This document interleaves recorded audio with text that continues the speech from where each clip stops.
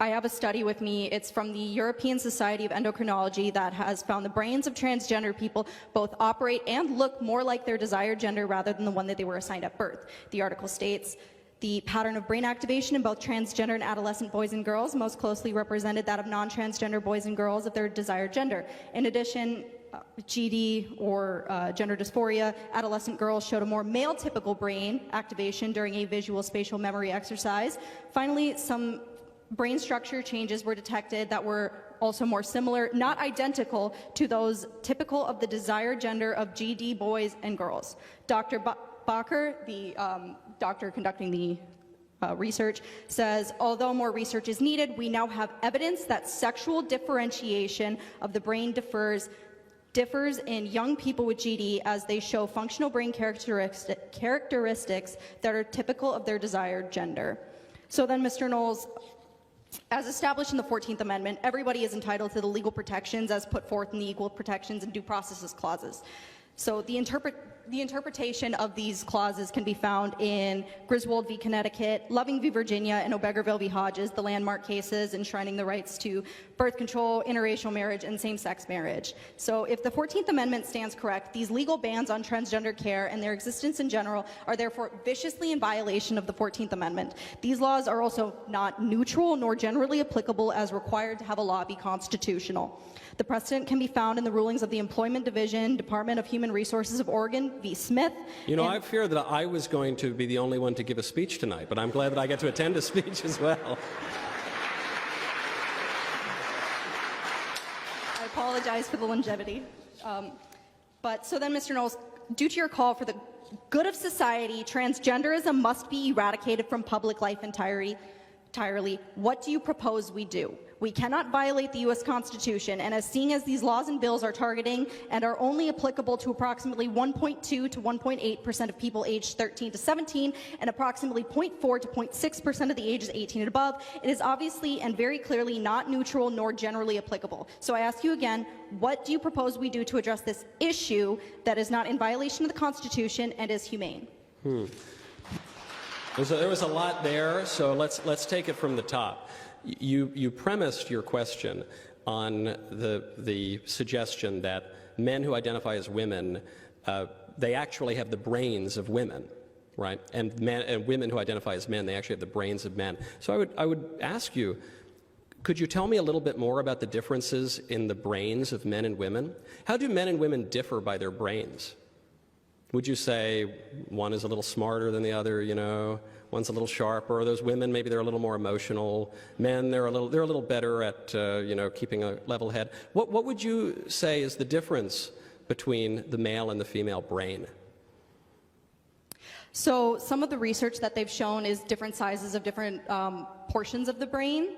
I don't have the actual, like, facts in front of my face. I simply only have, like, the actual findings of the research. I raise the question because I think you've unwittingly accepted a premise that is contrary to the liberal point of view and probably to a polite conversation, which is that men and women have these fundamentally different brains. And so if you're saying that men and women are distinct categories and for that reason perhaps we ought to do away with some of the lies of the feminist movement and some of the lies of the homosexual rights movement, that's fine by me. But I think that these claims are a little bit dubious.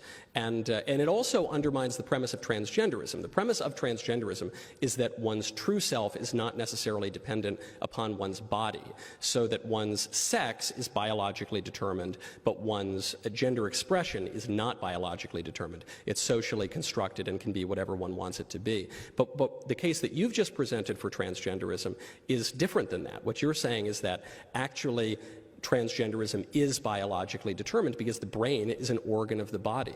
So what you're really claiming is that these men who claim to be women, they just are biologically women. So you're free to pursue more studies on this. The studies that I've seen are pretty scant, pretty weak, and are not particularly persuasive. But sure, you can have all of those studies. It still doesn't address the question of transgenderism, which is what happens when someone wants to identify as a sex that is different from their physical form.